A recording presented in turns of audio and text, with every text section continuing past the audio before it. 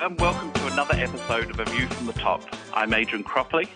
A View from the Top is a regular podcast from the Centre for Strategic Communication Excellence, where I interview some of the world's leading communication professionals as we explore their career journey. Today I'm in Texas, well, virtually at least, speaking with Texas rising star, top of the star, communication professional in Robin McCasland.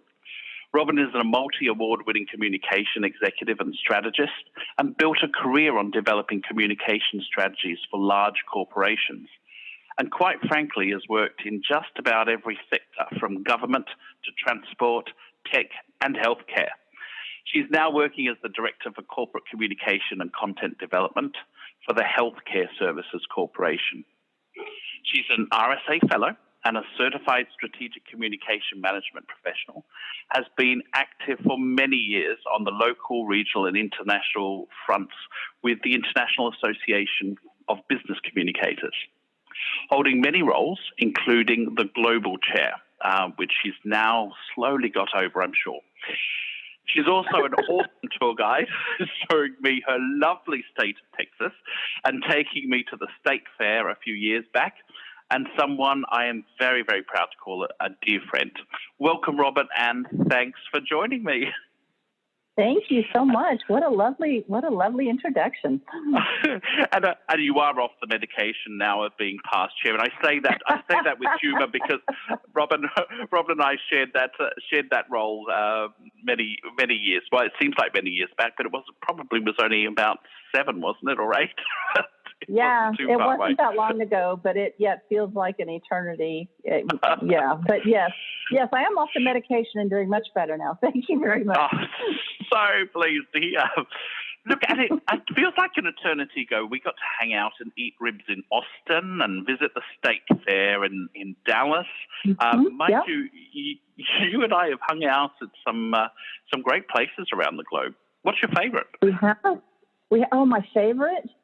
Oh, now you're going to put me on the spot. Okay, there's a couple, and I'm not saying this because you're from there, but I love the continent and country of Australia, always have, and it's still way up high on the list. The other place that I love is South Africa, not just Cape Town, but the entirety of the country. It is the scenery, the people, the diversity, everything is spectacular. And that, I think for people who don't really know what that country is like, it's so surprising in so many wonderful ways. So that has been lovely. But gosh, it's hard to pick one because we're lucky to have colleagues in so many great parts of the world. I mean, like, I love being in the Philippines too. I have loved other countries that I've had the opportunity to visit. Yeah. We got to hang out there too and do the Philippine Quill Awards. And I remember it was it you were chair of? Yeah, I was incoming chair. You was chair that year, wasn't you? I was chairman. It was that was an awesome trip. But you did have the correct answer by saying Australia when you got to see the furry friendly friend that you always wanted to hang out with, and that was a koala. So yes. Oh my gosh, that was Benny. His name was Benny. I'll never forget Benny. That. That's right. That was one of my favorite days. There's so many, but yeah, I have that photo, and I loved it so much. And I remember when I went on the tour of several IABC chapters, I remember, for people who don't know, I have a fear of heights, and I always have. But I obviously have conquered it, or otherwise I wouldn't be able to get on a plane and fly to Australia. But I had one day in Sydney, and it was not a good day. I went and spoke to the New South Wales chapter and had a lovely time, but the weather was really awful. And it was the only day I had there because I was going to Melbourne the next day. And I thought, man, I really want to climb the Sydney Harbour Bridge. It's that whole conquer the fear thing. And I got lucky, I guess you could call it lucky, in that the weather broke for a few hours. And just enough time to get our tour. And I got up there and got it done. And I was scared to death, but I was really glad I conquered it and had a lovely time. But the pictures, I looked hideous because the storms were rolling in and my hair, because it was humid and it had been raining, and it was not the most picture perfect experience, but I will never forget it. And I remember getting back to my hotel room that night and I couldn't sleep, and I was texting everybody and waking them up in the United States at wherever hour it was here, because I was like, oh my God, I did it. I was so scared. And they're like, why are you sending me texts at 3 a.m? I'm like, sorry. Yeah. Isn't it? So many good experiences. Yeah, and to have an achievement like that, particularly when you have a fear of it, but you don't get to hang out around the world and going and speaking to chapters and communication professionals around the world, unless you've got something to share. And you've had quite an amazing career. Where did it all start for you? Did you in school turn around and go, right, I think I want to study communication, or did you do something else and then fell into communication? Where did it all start for you? That's funny. It's actually both, but the truth is I always knew I was going to be in this profession, always. I was a really kind of unusual kid. If you had known me when I was a toddler, I was not a kid who sat and watched cartoons. But if a commercial came on, I would stop and watch the commercial. Like I was fascinated with television commercials. And I was fascinated with people who were doing broadcasting. And that never left me. And there's funny stories, which would take me too long to tell you, but there's some funny stories my parents will tell you about that. But by the time I got into high school, at the time I thought I would maybe go into broadcast journalism. But I was also very shy, and the thought of actually putting myself out there in front of people, whether it was a camera or anything like that, it excited me and terrified me at the same time. And then by the time I got to the University of Texas, I had decided I was going to be an advertising major because, again, I was fascinated by that. I took my first advertising course and then realized that there's this whole, I don't know how I could be so naive, but there's this whole business side to advertising. Fancy that people have to make money. And I really didn't like that.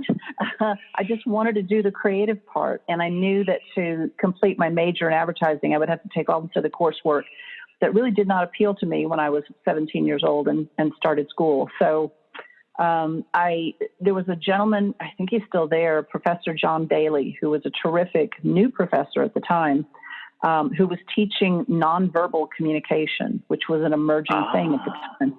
And I was utterly fascinated with it and realized that I was pretty good at reading people, but also just the whole science behind it. And I loved this lecture so much, I changed my major based on that guy.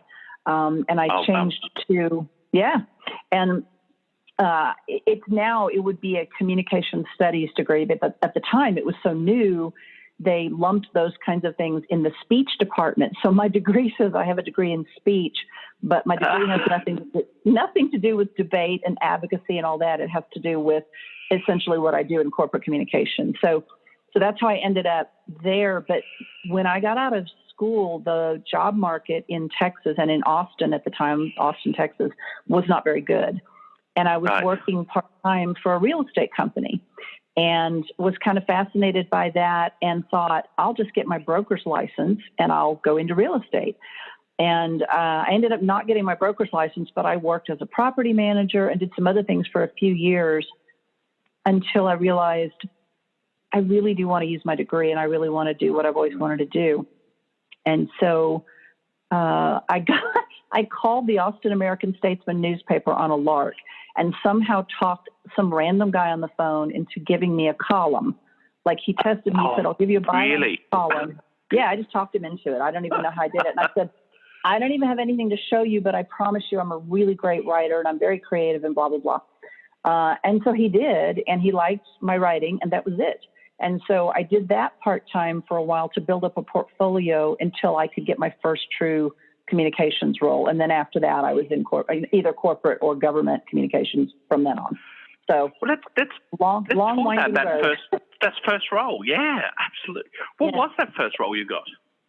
Oh, it was so much fun. I worked for a nonprofit association called Keep Texas Beautiful, which, there are organizations around the world with similar names, but it was a branch of Keep America Beautiful and the emerging environmental programs, litter prevention, all that kind of stuff in our state. And I did event planning and I handled our communication to our affiliates around the state of Texas. And planned our annual state conference and all the creative around that, and got to work with the governor and first lady of Texas because they were involved in our program, and met a lot of really cool grassroots volunteers around the state. It was a lot of fun. I didn't make a lot of money, but it was great fun. And that led to another job with an agency called the Texas Department of Commerce, which no longer exists. Yep. And they were also involved in things that bring money and good stuff into the state of Texas, like the Texas Film Commission, the Tourism Commission, the International Business Division. And that's actually where I met my husband. He was working in the International Business Division, and I was working in media relations for the Tourism and the International Business Division. Yeah. Well, that ended up being a very important job then. I met your husband through it. I suppose so. Yeah, we've been together, gosh, almost 30 years. So yeah, a long time. Okay. Well, and so look. So he's been by your side as you've travelled through many of the different roles you've had, and I look at some of the roles you've had, and as I said, you've worked in the tech area, now in healthcare. You've had those earlier jobs in government. What were some of the jobs you did that you felt really progressed your career? There were a couple things. I was fortunate, and I didn't know at the time, how this was going to turn out, but I was fortunate at the time to land a role working in human resources communication for Texas Instruments.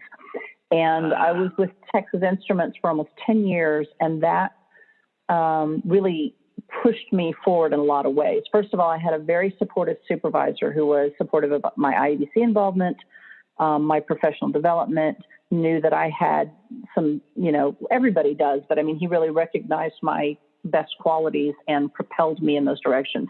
He was the first person who, while I was shy and didn't think I ever wanted to do public speaking, he signed me up for a conference. Some conference company, not IEBC, but a conference organization had called him about speaking about internet because they were relatively new at the time. And we were ahead of the curve on all things technology communication. And he had seen me do something at work that I was actually terrified to do, but I guess I did it really well in front of a large audience. And so he told the company, no, I don't want to do it, but I have an employee who should go to your conference and I will pay for her to go and speak. And so I got a call from the conference company and they're like, well, your boss, Carrie Miller, said you should speak at this conference. And I was furious because I was so scared. But he said, nope, you're going to go do this. I'm sending you. I think it was in Atlanta. He said, we're going to send you and you're going to go. Okay. So I did, and it went really well. And then the company invited me to come back and do the same. They were doing a conference in Toronto and they asked me to come back and they paid my way. Like the second time I'd ever done any public speaking. And of course my boss said, nobody's ever done that for me. And so point being, he was the kind of person who gave me the confidence to do some things that I was afraid to do. And he was the one who pushed me when people would ask me if I wanted to take on greater roles in IEBC, locally and regionally. I was like, I don't know. And he was the one pushing me, well, you should do this, And so I was very lucky that way. I reckon there's a book, Robin. Yeah. There's a book in Conquering Your Fears because it seems like between Sydney Harbour Bridge and public speaking, you've conquered these things quite well. But you keep going. Sorry, I cut you off. No, you're right. No, it is a theme in my life without a doubt. It's funny you said that. It's so true. Then there was a role in TI. I actually left his group at one point, but there was a university relations role that was an HR role technically.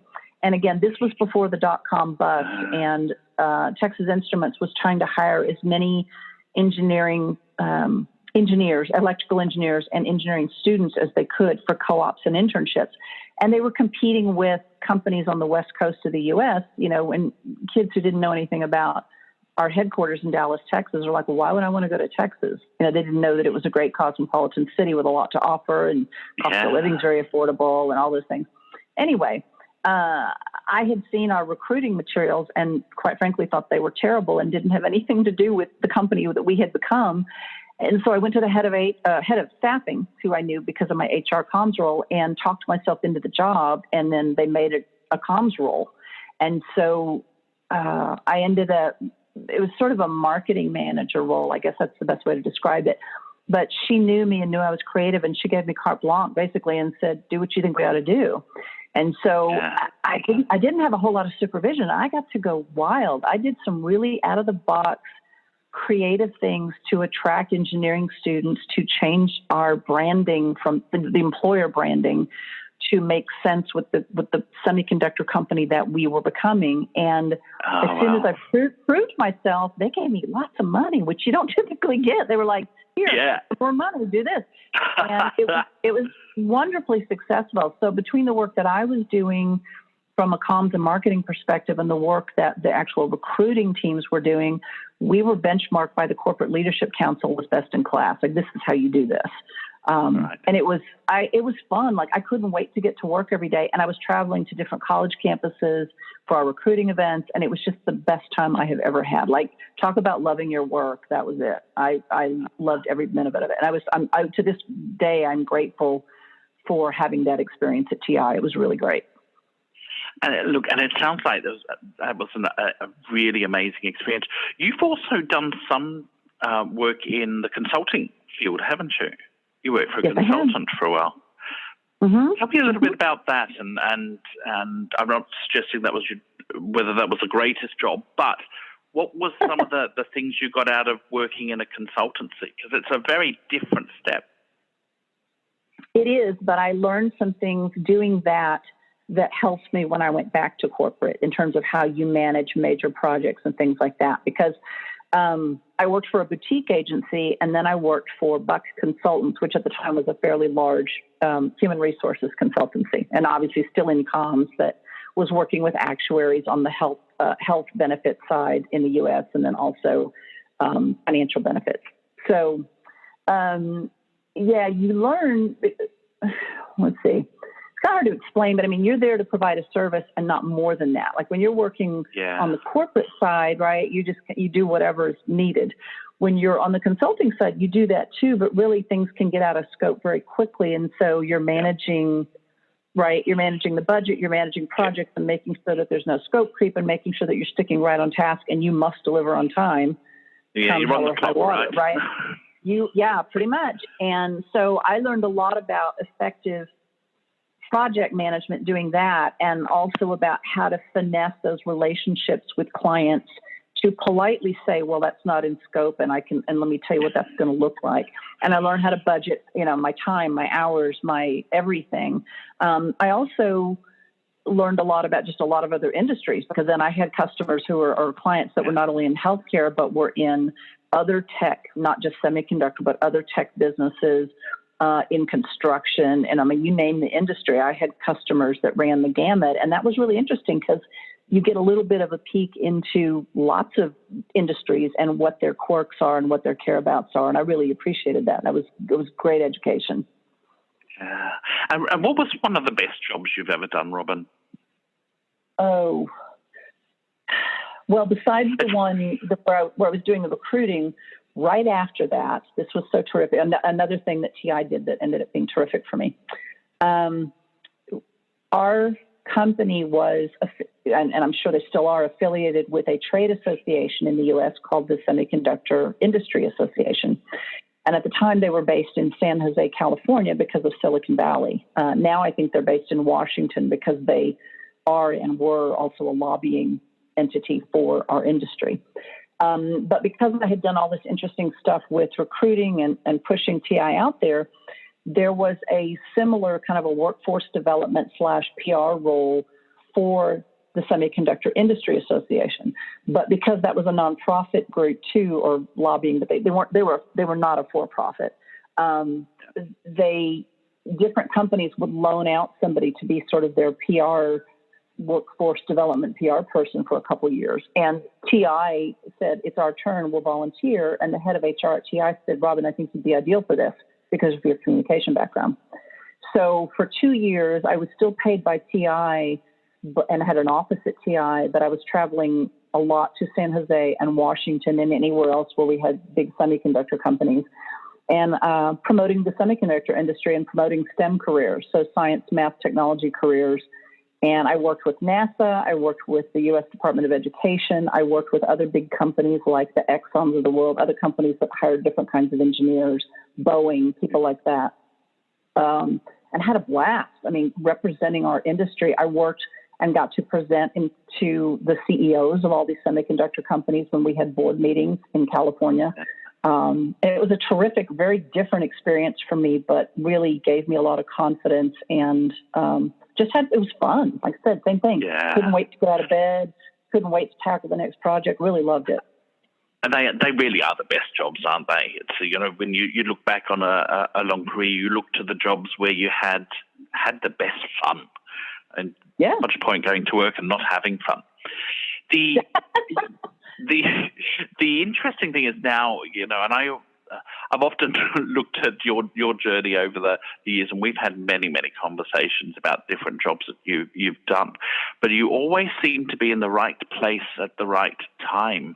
And of course, your role now, which I think is an intriguing title, with doing the head of corporate communications and content development, which is a really interesting job. You didn't invent that one for yourself, did you? Or was this job that you applied for? No, I did not. No. When I originally went to work for Healthcare Service Corporation, which, by the way, oversees a number of Blue Cross and Blue Shield health plans in the United States, and there are different Blues plans in different states, but they are not all owned or overseen by the same entities. And our company oversees 5 plans, including the one in the state of Texas, and also Illinois, which is my company's based. No, I started out heading up a team of people who were handling executive communication for two executives in 2 divisions. But then we've been through some leadership changes and refocusing our efforts on growing our membership. We call the people who have our insurance members. And because I have experience leading employee communications entities, I'm now leading a team of about 15 people who are focused on managing our communication channels internally. And then one of the big priorities was taking our predominant employee publication and really flipping it on its end to get away from the nice to tell employee stuff to the engaging stories about what we're doing to achieve our strategic direction, and doing it in a way that our employees have not been exposed to before, at least not in recent history. And so it was taking an existing team, retooling where they focus, how they even present the content so it's much more engaging, and making sure that we're being consistent in how we do that. And that we've done it pretty quickly. Look, I started in that role officially maybe October, and now we're fully into this new way of being. And I'm really proud of the team because they're doing a terrific job. And of course, then COVID came along, which has impacted us and our members. So that's been an interesting challenge too. But at least in the United States, because of the way our healthcare system works and sometimes doesn't work, quite frankly, it's a lot of work, but it's also a great place to be right now. There's a lot going on. That's what I said. The right job at the right time. But looking back at the jobs that you've had, and then I don't want to go through all of the different jobs. I mean, your experience is just so vast. It's amazing, and there's particular lessons that you would have learned along the way, and I'd love to give you an opportunity to share some of the best lessons you got in demonstrating value to the places that you've worked. Gosh, that's such a, it's always a meaningful question. Today, especially, it's not that we don't have an excuse, because every entity is different and every organization has different leadership. But with the technology and the things that we have at our disposal as communication professionals that we didn't as easily have access to even 20 years ago, there are so many different ways that you can effectively measure where you're adding value. And one of the things that I think is obvious to some of us, but not at all to others, is that it's not the things that we typically think of. For example, there was a client, when I was in consulting, there was a client we were working with that was in the oil industry. And they weren't they support the oil industry. So these were a lot of blue collar people who do things like fix pipeline, fix infrastructure for the oil industry. And we demonstrated to them the value of what good, engaging communication could do. And in this instance, they were losing some blue collar folks for not much money, but they were losing a lot of their employees to competitors across the street who were only paying these people like an hourly wage and maybe paying them 25 cents more per hour. Like, it wasn't a lot.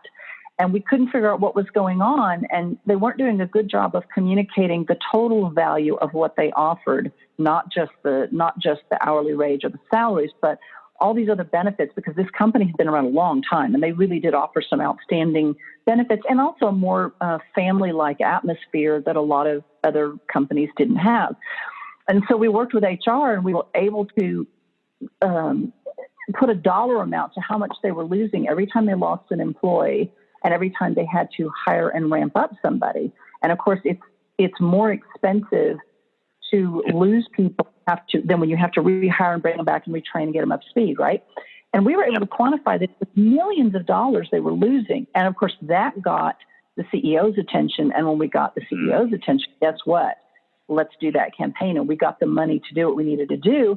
And then we were able to go back and measure their retention rate was much higher and the attrition rate was going way down.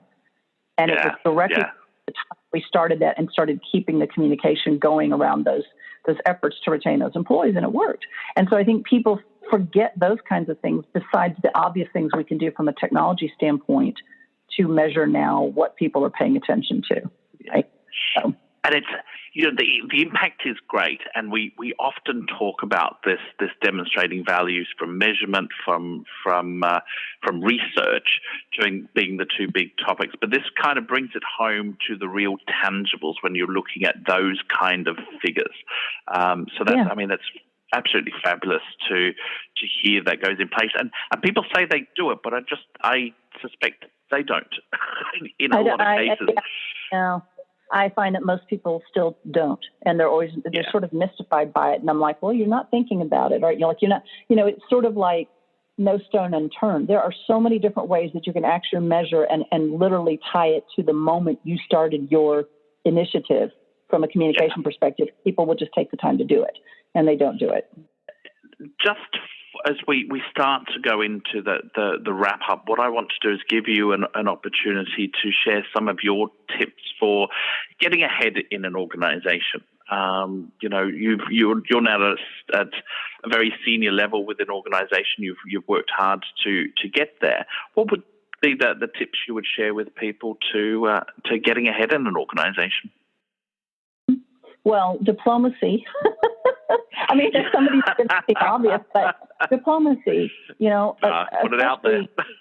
Well, it's true. It's like, it's not only when there's an issue, when there's a problem, whether it's with one of your own team members or your own supervisor or a leader, it's how you address something and how you acknowledge that that they've got their own set of challenges to deal with. And this is not all about you, right? Even if it is, even if it feels like it's all about you, it's how you address things.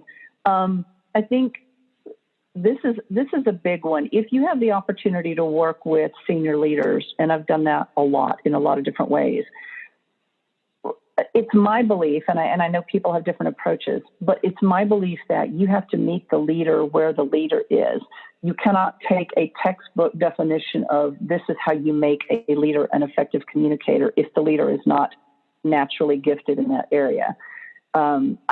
Once I worked with a leader who I worked with a leader who was wonderfully gifted, naturally a great communicator, and we all got spoiled by that.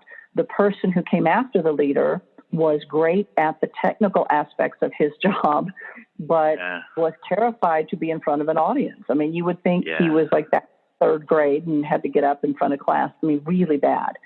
And he was probably the most extreme example. And I remember finally getting to know him personally and finding out literally things completely unrelated to work, what his hobbies were, that he played musical instruments, that he had these other things that were passions. And when he talked about those, he lit up and became a different person. And I said, okay, we're going to meet him where he is. And so every leadership meeting that we had or opportunity, we tied in his personal passions to them, which might seem unorthodox to some people, especially when you're communicating challenging news. But we found ways to do that, and it made him human, and it made him less nervous. And then he came across as that smart, authentic person that he is. And so I think you have to be really perceptive there and pay attention to all of those clues. And I think when people are starting out, sometimes it's either the college education they received or the textbook education that they think they have to follow. And I'm like, it's not like that at all. You need to learn to read the room and read the organization and then tailor your communication, your approach that way, because you're going to go a lot further and get noticed by more people and have better results. And really, in the end, it's your results that will get you noticed. But you have to do it in a way that makes sense for the organization and not for you, or not for what has been necessarily prescribed to us in various ways. Robin, I tell you what, you have the knack of bringing out the best in people. That was such a lovely story to end on. And I have to say, I could talk to you for hours, and we often have.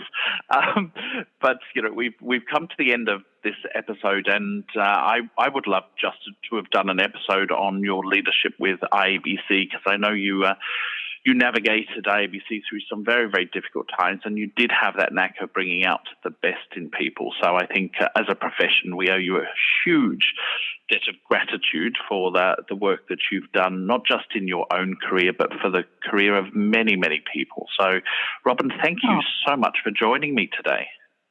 Thank you. That was lovely of you to say that. And you know what? I ended up having a good time doing that too. It was tough, but it was worth it. And thank you. And this has been a blast, so we'll have to do it again. we will. I mean, how do you cover somebody's career like yours in such a short time? But thank you again, Robin, and we will catch up. And one day we will be back at the Texas Fair, where we are post-COVID. Now you've overcome the fear of heights. We will get on that big wheel, which is 221 feet or something. I forget how high that big it's very Texas wheel is. Yep. You do everything big in Texas, right? We try, man. We try. You bet. Well, thanks, Robin, and thanks everyone for listening today. That's another episode of A View from the Top, and I look forward to conversing with everyone next time. Have a great day, everyone.